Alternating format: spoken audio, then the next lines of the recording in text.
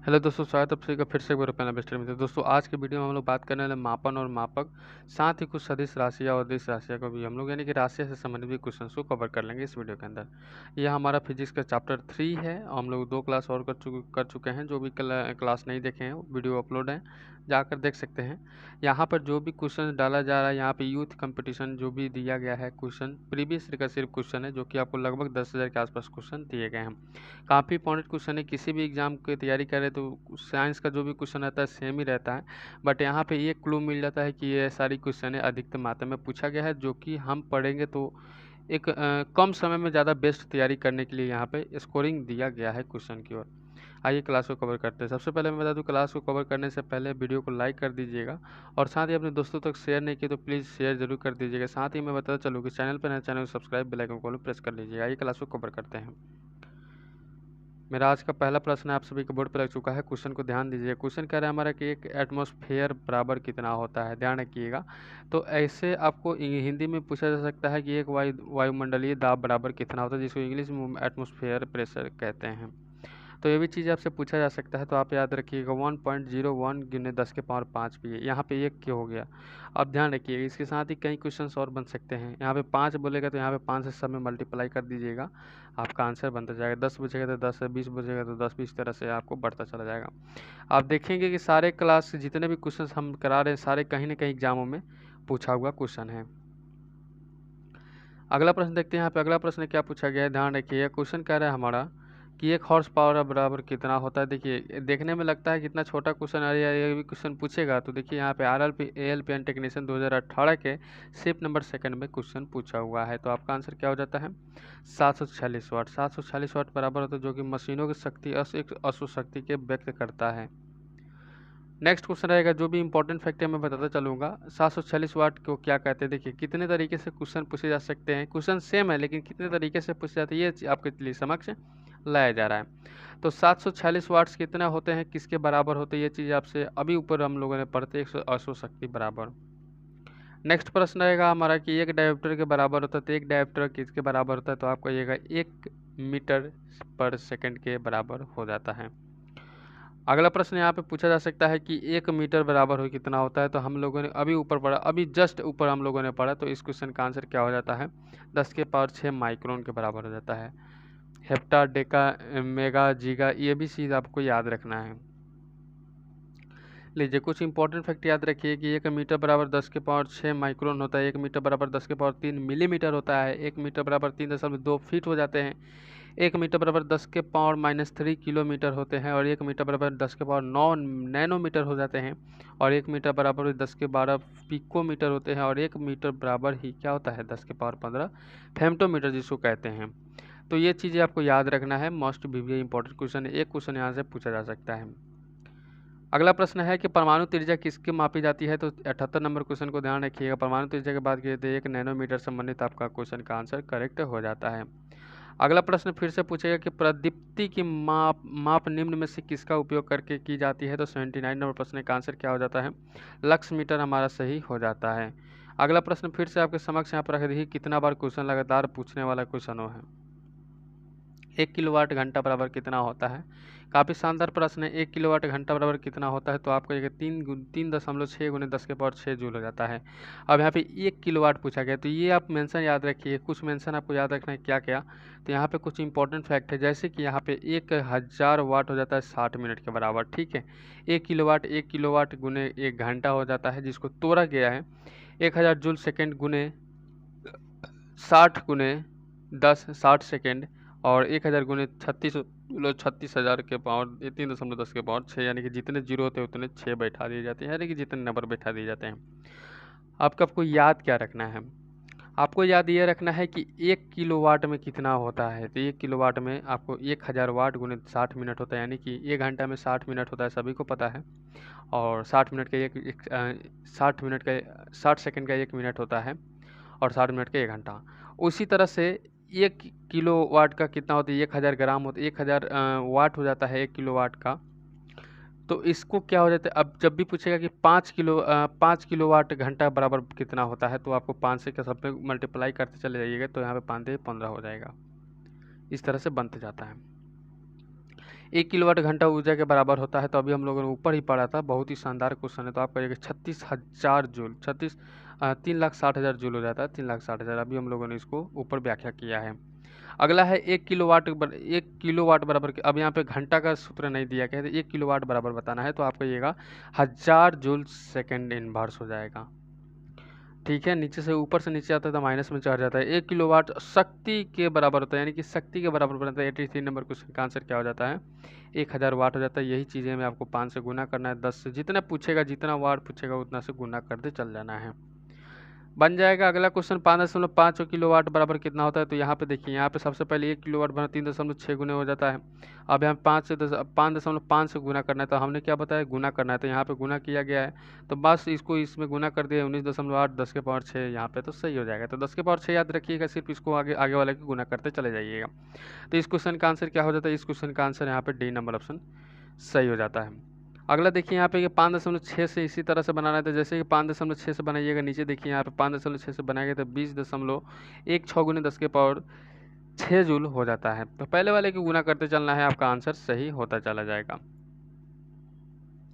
अब आते हैं, बात कर लेते हैं 1 न्यूटन बराबर कितना होता है। तो 1 न्यूटन बराबर कितना होता है? 1 न्यूटन बराबर कितना होता है? तो आप सभी को पता है, 1 किलोग्राम इंटू व 1 मीटर सेकेंड इनवर्स टू। अब कैसे? तो बल बल बराबर द्रव्यमान गुने त्वरण हो जाता है। तो 1 न्यूटन बराबर कितना होता है? 1 kg इंटू 1 मीटर पर सेकेंड इनवर्स टू हो जाता है। नेक्स्ट क्वेश्चन है कि 1 न्यूटन बराबर कितना होता है? सेम क्वेश्चन है, तो सेम आंसर भी हो जाएगा। 1 kg metre second inverse two हो जाता है। अब इसी को फिर से परिवर्तित किया गया है। देखिए यहाँ पे, देखिए बनाने के लिए आपको बहुत क्वेश्चन मिलेगा आपके ग्रुप डी के एग्जामों में। 4.6 किलोवाट के बराबर कितना होता है? तो 88 नंबर क्वेश्चन का आंसर क्या हो जाता है? 88 नंबर क्वेश्चन का आंसर हो जाता है सभी की स्क्रीन पे। तो आपका आंसर क्या हो जाता है? आपका आंसर हो जाता है 16.56 गुने 10 के पावर 6 जूल हो जाता है, जो कि यहाँ पे मेंशन किएगा, हमें ऊपर हम लोगों ने बताया था अभी। लीजिए फिर से वही क्वेश्चन है, 2 किलोवाट बराबर कितना होता है? तो सभी को आप बनाते चलना है, आपको बनाना है। आप फटाफट में आंसर बना, आपको रोक कर बनाकर आंसर कमेंट बॉक्स में देना है। अगला प्रश्न देखते हैं यहाँ पे कि 4.2 किलोवाट घंटा बराबर कितना होता है? तो 90 नंबर क्वेश्चन का आंसर क्या हो जाता है? 15.12 गुने 10 के पावर 6 जूल हो जाता है। नेक्स्ट क्वेश्चन है, प्रकाश से संबंधित क्वेश्चन कर लेते हैं कि प्रकाश वर्ष द्वारा किसे मापा जाता है? सभी को पता है, प्रकाश वर्ष बराबर हम लोग दूरी को मापते हैं। बी नंबर ऑप्शन हमारा करेक्ट हो जाता है। जैसे कि 9.46 गुने 10 के पावर 12 किलोमीटर होता है प्रकाश का यहाँ पे क्या होता है? दूरी। डिस्टेंस याद रखिएगा, क्वेश्चन पूछ दिया जाता है कि 1 नैनोमीटर बराबर कितना होता है। तो सबसे हमें ऊपर ही हम लोगों ने इस क्वेश्चन का आंसर करने का प्रयास किया है, और व्याख्या के माध्यम से हम लोगों ने इसको पढ़ा भी है कि 1 नैनोमीटर किसके बराबर होता है। तो 1 मीटर बराबर नैनोमीटर हो जाता है। तो अब यहाँ पे क्या हो जाता है? उसको इन्वर्स में तोड़ना है। तो आपको मैं बता दूँ, इस क्वेश्चन का आंसर क्या हो जाता है? इस क्वेश्चन का आंसर 1/10 के पावर 9 मीटर हो जाता है। 1/10 के पावर 9 मीटर हो जाता है। नेक्स्ट क्वेश्चन फिर से आएगा। अगला प्रश्न पे आंसर करने का प्रयास कीजिएगा। आपको क्या करना है? सारे क्वेश्चन का आंसर करना है। जैसे सेट लगाते हैं सेम उसी तरह सेट लगाते चलना है। देखेंगे कि आपका स्कोर कितना अच्छा है और आप कितने तैयारी में हैं। 1 कूलम बटा 1 सेकेंड बराबर कितना होता है? तो इस क्वेश्चन का आंसर कीजिएगा। 1 एम्पियर का मान होता है। नेक्स्ट क्वेश्चन है, 1 पिकोमीटर के बराबर होता है। 1 पिकोमीटर के बराबर होता है, तो 1 पिकोमीटर के बराबर 10 के पावर -12 नैनोमीटर हो जाते हैं।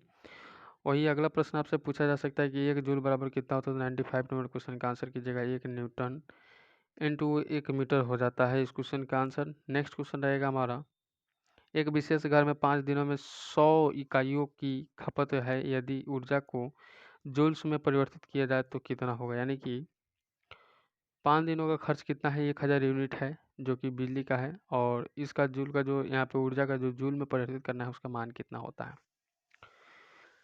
काफ़ी बेहतरीन क्वेश्चन है। तो 3.6 गुने 10 के पावर 8 जूल आपको याद रखना है। कैसे? तो भी हम लोग आगे बताते चलेंगे, ध्यान रखिएगा। समस्या है तो समाधान भी है।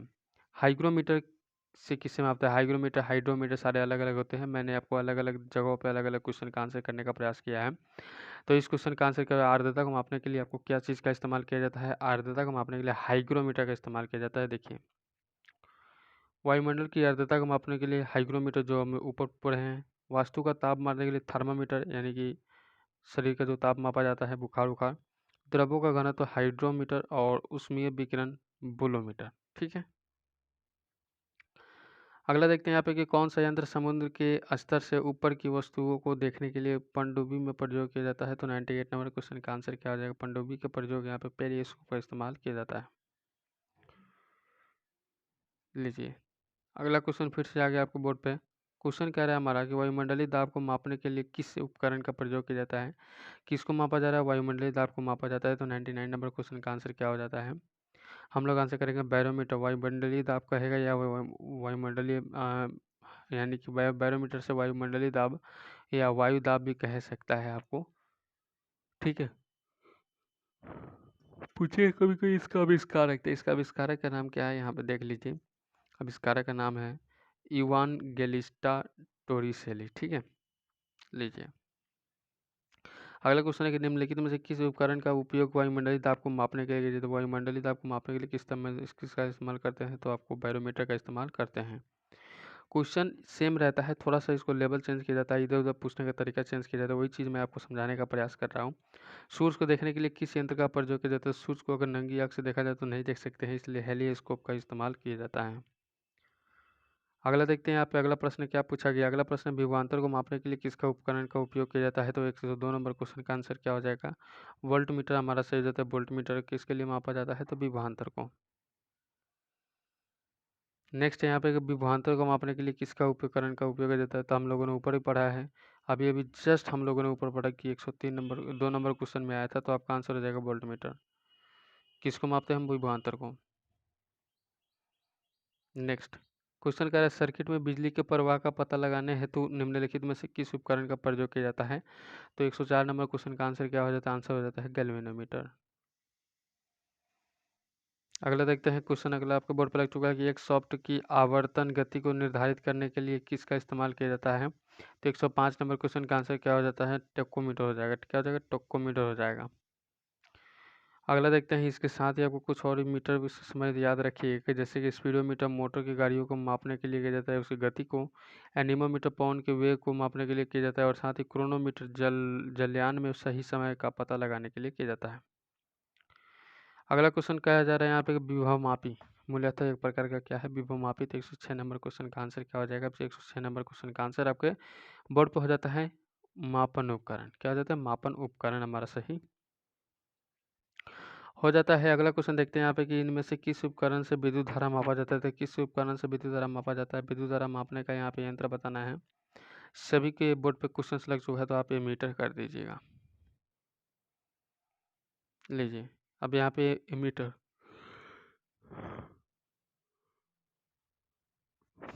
सॉरी, एमीटर से क्या क्या मापा जा सकता है? तो एमीटर से परिपथ में श्रेणी को संयोजित किया जाता है, उसको मापा जा सकता है। निम्न में से वैद्युत प्रतिरोध होना चाहिए, कम विद्युत को खींचता होना चाहिए, सारे के सही सही है। इन सभी को मापने के लिए मीटर का इस्तेमाल किया जाता है। डी नंबर ऑप्शन करेक्ट है।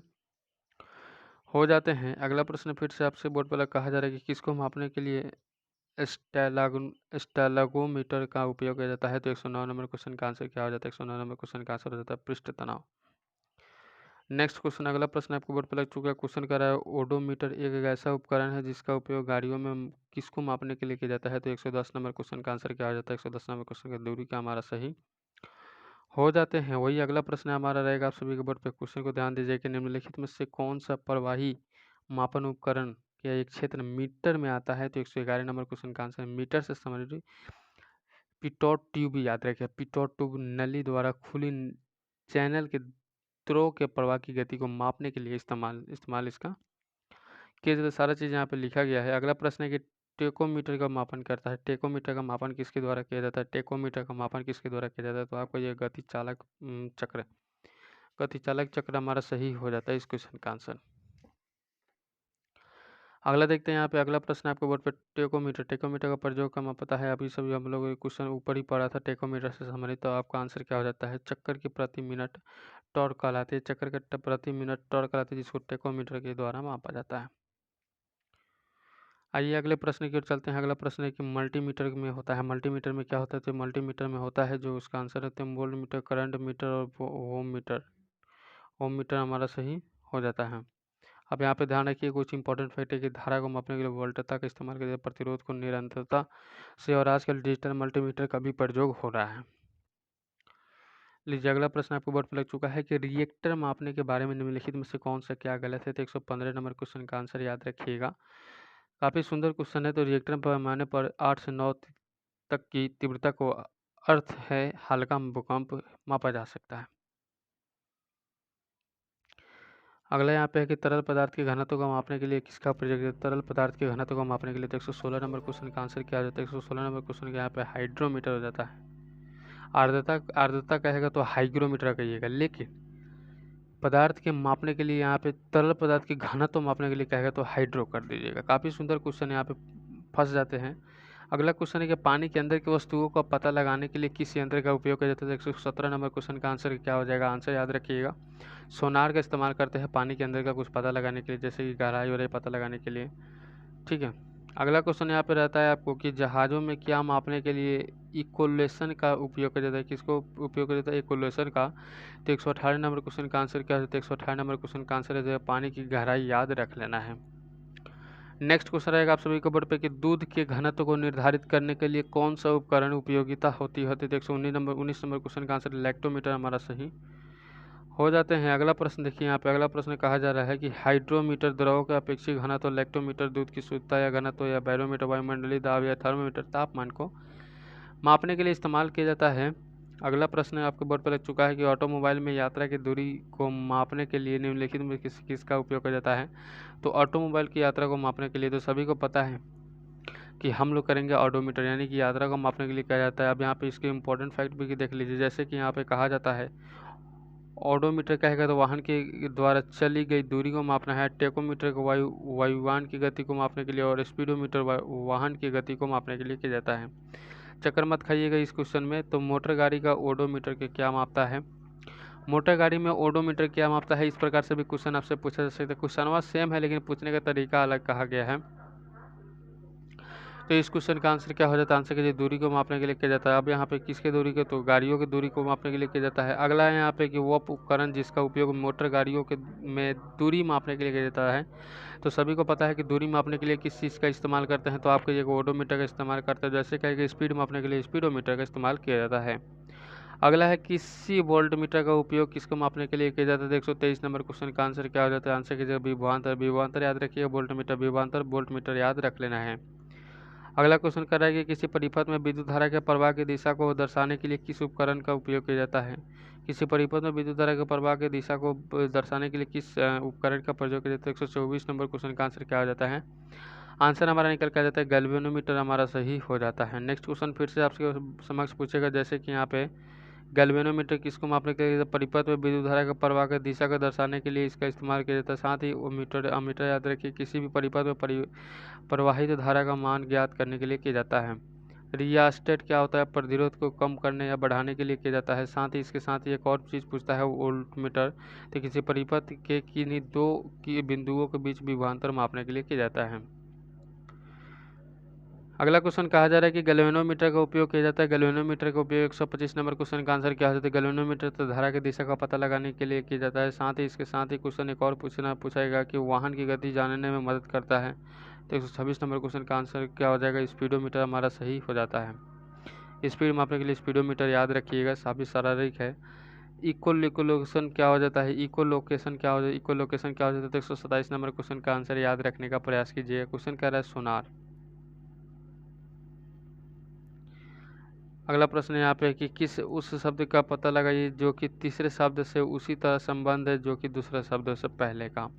जैसे कि आमीटर विद्युत का प्रयोग, विद्युत से संबंधित। आमीटर किससे, विद्युत का संबंध है। लेकिन ओम मीटर क्या होते हैं। आमीटर विद्युत का है लेकिन ओम मीटर क्या हो जाता है। तो ओम मीटर आपको प्रतिरोध से संबंधित हो जाता है।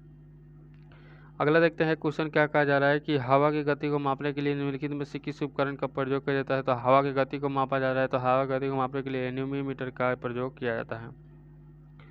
आइए अगला प्रश्न की ओर चलते हैं। अगला प्रश्न कर रहा है किसका प्रयोग हवा की शक्ति और वेग को मापने के लिए किया जाता है। हवा की शक्ति और वेग को मापने के लिए एक ही चीज़ का इस्तेमाल किया जाता है, एनीमोमीटर।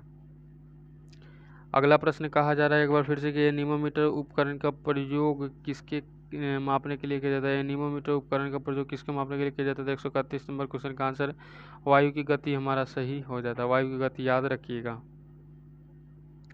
अगला प्रश्न है कि निम्नलिखित में से कौन सा झूठ का पता लगाने वाली मशीन है। झूठ का पता लगाने वाली मशीन किसे कहते हैं। झूठ का पता देखिए मशीन ऐसा आ चुका है, झूठ का भी पता लगाने के लिए यहाँ पे मशीन अवेलेबल है। तो इस क्वेश्चन का आंसर क्या हो जाता है। इस क्वेश्चन का आंसर 132 नंबर क्वेश्चन का आंसर क्या हो जाता है, पॉलीग्राफ। क्या उसको कहते हैं, पॉलीग्राफ। लेकिन एक और चीज़ है, यहाँ पे पूछेगा कि लाइट डिटेक्टर उपकरण का उपयोग भी किया जाता है। तो लाइट डिटेक्टर कहेगा तो वही चीज़ आपसे पूछा जा सकता है। पायरोमीटर याद रखिएगा। यहाँ पे एक सेकंड, नहीं पायरोमीटर नहीं होता चाहिए। हाँ ठीक है, पॉलीग्राफ हो जाएगा, ये नहीं होगा, पॉलीग्राफ हो जाएगा, जो कि लाइव डिटेक्टर या झूठ को पता लगाने के लिए दोनों चीज़ें एक हिस्से में। अब यहाँ पे भट्टी से संबंधित क्वेश्चन पूछा जा सकता है कि भट्टियों जैसे अपेक्षाकृत उच्च तापमान मापने के लिए निम्नलिखित में से किस यंत्र का उपयोग करते हैं। तो 134 नंबर क्वेश्चन का आंसर याद रखिएगा कि पायरोमीटर का इस्तेमाल करते हैं। भौतिक राशि का कुछ देख लीजिए, इंपॉर्टेंट है। जैसे कि यहाँ पे निम्नलिखित में से कौन सी अदिश राशि है, तो दिए गए एक अदिश, बाकी सारे के सारे क्या है, सदिश है। तो द्रव्यमान याद रख के बाकी सबको सदिश के अंदर याद रखिएगा। अब अगले यहाँ पे देख लेते हैं। अगला कहा जा रहा है कि केवल परिमाण और दिशा नहीं है, उसे क्या कहते हैं। केवल परिमाण है, दिशा नहीं है, उसे क्या कहते हैं। तो उसको कार्य कहते हैं। क्वेश्चन क्या है कि निम्नलिखित में से किस में केवल परिमाण होता है, दिशा नहीं होता है। तो आपको अभी हम लोगों ने पढ़ा, अभी जस्ट हम लोगों ने पढ़ा कार्य होता है। देखिए इसे कहते हैं रिपीटेड और इसे कहते हैं याद। धांसू ये तैयारी होगी आपको यार। इनमें से कौन सी राशि सदिश नहीं होती है। तो इनमें से कौन सी राशि सदिश नहीं होती, तो आपको याद रखें शक्ति को छोड़कर बाकी सारे सदिश याद रख लेना है। अगला यहाँ पे कहा जा रहा है कि निम्न में से कौन सी एक वेक्टर मात्रा नहीं है। तो वेक्टर मात्रा कौन सा नहीं है, तो आपका एक विद्युत प्रवाह को छोड़कर बाकी सब वेक्टर मात्रा के अंदर आता है।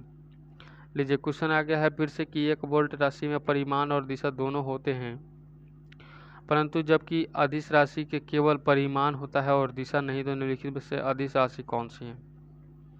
अदिश राशि की परिभाषा में क्या होता है, परिमाण होते हैं, दिशा नहीं। तो उसमें अदिश राशि का परिभाषा के साथ साथ इसका ऑब्जेक्टिव और इसका उदाहरण दाब हो जाता है। अगला प्रश्न कहा जा रहा है कि सबसे उचित विकल्प चुने। संवेग में होता है क्या। संवेग में होता है परिमाण और दिशा दोनों होते हैं, और ये एक अपवाह होता है, और एक सदिश राशि के होते हैं। अगला प्रश्न क्या है कि सदिश वेक्टर राशि उदाहरण क्या है। तो सदिश का वेक्टर राशि का उदाहरण आपको वेग हमारा सही हो जाता है। अगला प्रश्न है यहाँ पे एक सदिश राशि में मापन और दिशा दोनों होते हैं, जबकि अदिश राशि में केवल परिमाण होता है और दिशा नहीं होती। इनमें से कौन सा सदिश राशि होता है। तो 143 नंबर क्वेश्चन का आंसर क्या हो जाता है, आंसर कीजिए विस्थापन। लीजिए अगला प्रश्न कहा जा रहा है कि निम्नलिखित में से कौन सा एक वेक्टर मात्रा नहीं है। तो 144 नंबर क्वेश्चन का आंसर क्या हो जाता है, आंसर हो जाता है वेग। ठीक है, आइए अगला प्रश्न कर लेते हैं कि निम्नलिखित में से किस जोड़े की दिशा हमेशा एक समान होती है। तो 145 नंबर क्वेश्चन का आंसर क्या हो जाता है, बल और त्वरण। बल और त्वरण हमारा सही हो जाता है। लीजिए अगले प्रश्न की ओर चलते हैं कि कुछ राशियों के भौतिक गुण को दर्शाने के लिए उनके परिमाण के साथ दिशा भी निर्दिष्ट की जाती है। इस प्रकार की भौतिक राशि को क्या कहते हैं।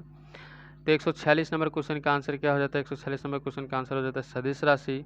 और साथ ही एक और क्वेश्चन आएगा यहाँ पे कि निम्नलिखित में से किसमें दिशा परिमाण दोनों होते हैं। तो दिशा परिमाण जिसमें होते हैं उसको सदिश राशि कहते हैं। और इस प्रश्न का आंसर आपको संवेग हमारा सही हो जाता है। लीजिए अगला प्रश्न कहा जा रहा है कि अदिश राशि निम्न में से अदिश राशि नहीं है। तो इनमें से कौन सा अदिश राशि नहीं है, बाकी सारे अदिश राशि हो जाते हैं। तो आप कहिएगा ऐसे प्रश्न पूछेगा तो हम तो आयतन करेंगे, भैया हमारा तो आयतन याद है और ये चीज़ें आपको दिया गया है। अगला प्रश्न कहा जा रहा है यहाँ पे, क्वेश्चन को ध्यान रखिएगा। क्वेश्चन क्या है हमारे कार्य में क्या होता है। तो कार्य में सभी को एक सेकंड एक क्वेश्चन हमने गलत बता दिया क्या। निम्न में से अदिश राशि नहीं है। तो हाँ बिल्कुल ये अदिश राशि बल एक अदिश राशि नहीं है, बाकी सारे के सारे अदिश है। तो यहाँ पर सी नंबर ऑप्शन करेक्ट होगा। और यही अगला प्रश्न आपको बोर्ड पे पूछेगा कि कार्य में क्या होता है क्या नहीं होता है। तो कार्य से संबंधित प्रश्न पूछेगा तो कोई दिशा नहीं होती, केवल परिमाण होते हैं, और केवल परिमाण हो जाए तो उसको अदिश राशि हम लोग कहते हैं। ठीक है, तो इस तरह से हम लोगों ने जो भी क्वेश्चन करा है काफ़ी इंपॉर्टेंट क्वेश्चन करा, और यहाँ से इस तरह से क्वेश्चन हमने रोजाना आपको देने का प्रयास किया है। अगर कुछ त्रुटि हो जाती है तो माफ़ी चाहते हैं। किसी प्रकार की हेल्प करना चाहते हैं तो आप कमेंट सेक्शन में कमेंट कर सकते हैं। देन आपको कुछ हेल्प चाहिए तो आपको मैं देने के लिए तैयार हूँ, तत्पर हूँ। कुछ भी चाहिए तो साथ ही इस वीडियो को लाइक कर दीजिए। अपने दोस्तों तक शेयर नहीं किए तो शेयर कर दीजिए। फेसबुक, व्हाट्सएप, टेलीग्राम की प्लेटफॉर्म, किसी प्लेटफॉर्म पर जुड़े आप प्लीज़ वहाँ पर शेयर जरूर कर दीजिएगा। चैनल पर नए हैं तो चैनल सब्सक्राइब बेल आइकन को प्रेस कर लीजिएगा ताकि नोटिफिकेशन आपको मिलता रहेगा। चलिए मिलते हैं नेक्स्ट वीडियो में, तब तक गुड बाय, जय हिंद सभी साथियों को।